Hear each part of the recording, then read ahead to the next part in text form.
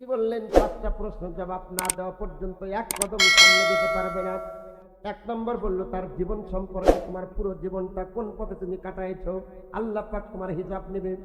2 নম্বর একটা স্পেশাল তোমার হিসাব নেবে, সেটা হলো তোমার যৌবন কালটা তুমি কোন পথে ব্যয় করেছো। যৌবন কাল, এই যৌবন কাল তুমি খেলায়, এই যৌবন কাল তুমি দুনিয়াবি কাজে ব্যস্ত করেছো। ও মুসলমান, মনে রেখো, ইসলামটা বিজয় হয়েছে যুবকদের মাধ্যমে। যৌবন কালটা একটা ইম্পর্টেন্ট সময়। এই যৌবন কালে তুমি কয়দিন তাহাজ্জুদের নামাজ পড়েছো? এই যৌবন কালে তুমি কয়দিন ইসলামের জন্য ব্যয় করেছো? আল্লাহ পাক তোমাকে 2 নাম্বার প্রশ্ন করবে, বলো বলো এই যৌবন কালটা তুমি কোন পথে তুমি ব্যয় করেছো। আজকে মাহফিলের দিকে তাকাও, শুধু বুড়া মানুষ, যৌবন কালের যুবকেরা নাই। এখানে যদি গান হতো, এখানে যদি নাচ হতো, তাহলে যুবকদের অভাব হতো না। কথা বলো ঠিক কিনা? আল্লাহ নবী বলছে, শোনো রে মানুষ, 5টা প্রশ্নের জবাব না দিয়ে তোমাকে এক কদম সামনে যেতে দেওয়া হবে না। 2 নম্বর কথা হলো তোমার যৌবন কাল সম্পর্কে তোমাকে জিজ্ঞাসা করা হবে। 3 নম্বর প্রশ্ন তোমাকে বলা হবে, এই 60-70 বছর জিন্দেগিতে তুমি যে সম্পদগুলো অর্জন করেছো, তোমার প্রতিটি সম্পদের হিসাব নিতে হবে। আজকে বিবিকে সন্তুষ্ট করার জন্য, আজকে সন্তানকে সন্তুষ্ট করার জন্য তুমি হারাম ইনকাম করতেছো, হালাল ইনকাম করতেছো না। হারাম ইনকাম করতে করতে তোমার জীবনটা শেষ করে দিচ্ছ। তোমার বিবিকে খুশি করার জন্য, তোমার সন্তানকে খুশি করার জন্য, তোমার পরিবারের লোককে খুশি করার জন্য হারাম ইনকাম করতেছো। যেদিন তুমি মরবা, অন্ধকার কবরে যাইবা, সেদিন বুঝতে পারবা হারাম ইনকামের কত ঠেলা আছে না নাই। হাসিনা বুবু কইছে, এত উন্নয়ন করছি দেশে, আমার কাজের লোকের সম্পদের পরিমাণ 400 কোটি টাকা। এগুলো হালাল টাকা না হারাম টাকা? আপনার টাকা, আমার টাকা, জনগণের টাকা। কথা বলো ঠিক কিনা? আহা, তুইজ্জু মান তাশা ওয়া তুযিল্লু মান তাশা বিয়াদিকাল খায়র। আল্লাহ বলে, শোন, আমি সম্মানের মালিক।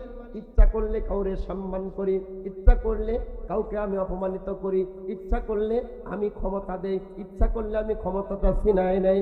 সময় পেয়েছিল মাত্র 45 মিনিট। বড় বড় মাছ রান্না করেছিল, ভালো ভালো খাবার রান্না করেছিল।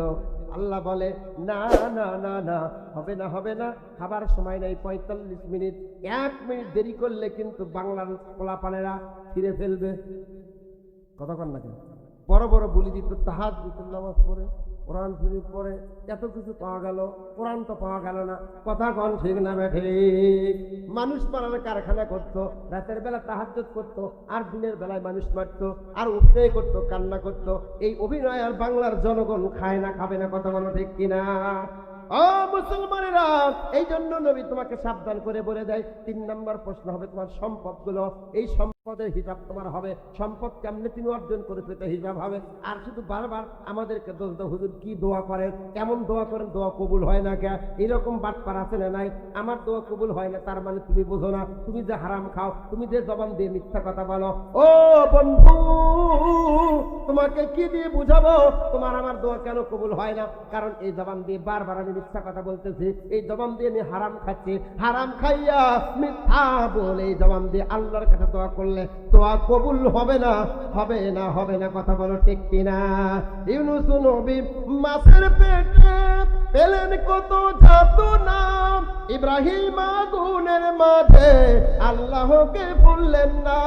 তাদের দোয়া শোনেন আল্লাহ, আমাদের কেন শোনে না? দোয়া করা আজও শুনলাম না। খালি দোয়া করেন, খালি করে দোয়া করেন, দোয়া হয় না। তাদের দোয়া শুনলো, আমার দোয়া শোনে না কেন? কারণ একটাই, আমরা হালাল খাই না, হারাম দিয়ে সবসময় ব্যস্ত।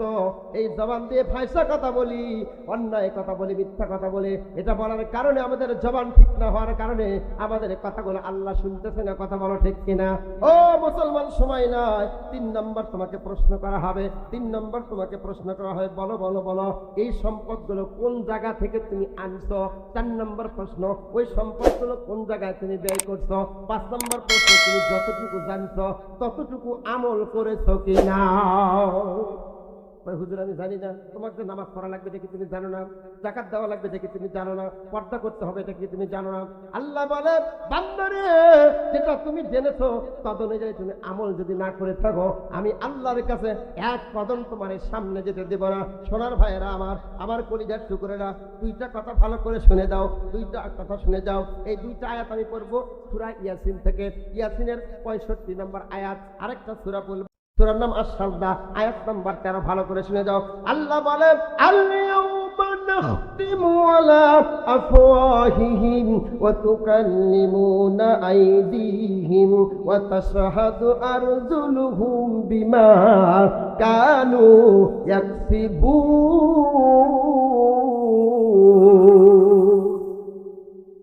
রাগ করতেছেন? রাগ করতেছেন? শেষ করে দিব, কিছুক্ষণ চলবে, চলুক। এই আয়াতের অর্থ বলার পরে মা বোনদের সম্পর্কে কিছু বলা লাগবে, কারণ আজকে ওয়াজ হয়েছে কিন্তু মা বোনদের ওয়াজ হয় নাই, ঠিক না? মানে দিনাজপুরে ওয়াজ করতে গেছিলাম, বলে হুজুর এই ওয়াজ যা করেন করেন, একটা ওয়াজ আপনাকে করাই লাগবে। কিসের ওয়াজ? কয় হুজুর স্বামীর খেদমতের কথা বলবেন। দুইটা যুবক এসে বলতেছে। আমি বললাম কেন? এক যুবক কয় ওয়াজ করাই লাগবে। আমি বলি কেন? আর এক যুবক কয় হুজুর আজকে সকাল বেলা আর বউ ধরে ওয়াজ মারছে। বইয়ের মার খাওয়া কয় সোয়ালা, কষ্ট পাচ্ছেন? রাগ করতেছেন? আমার কথা কি বোঝা যাচ্ছে? মারহাবা কোন, আরো জোরে মারহাবা। আল্লাহ পাক রব্বুল আলামিন বললেন, বান্দা সাবধান, বান্দা সাবধান, সাবধান। এমন সময় আসবে এই দুনিয়াতে সেই জিনিসটা বেশি বেশি চলতো, মুখটা খুব চলে। আল্লাহ বলে, বান্দারে তোর মুখটা আমি সিলাই করে দেব। আল ইয়াউমা, আজকের দিনে নাকসিমু আলা আফওয়াহিম, তোর জবানের মুখের উপর আমি সিলাই করে দিব, মোহর এঁটে দেব। তুই জবান দিয়ে আর মুখ দিয়ে কথা বলতে পারবি। আল্লাহ বলে, সম্পদ আমি যে তোর জবানটা বন্ধ করে দেব।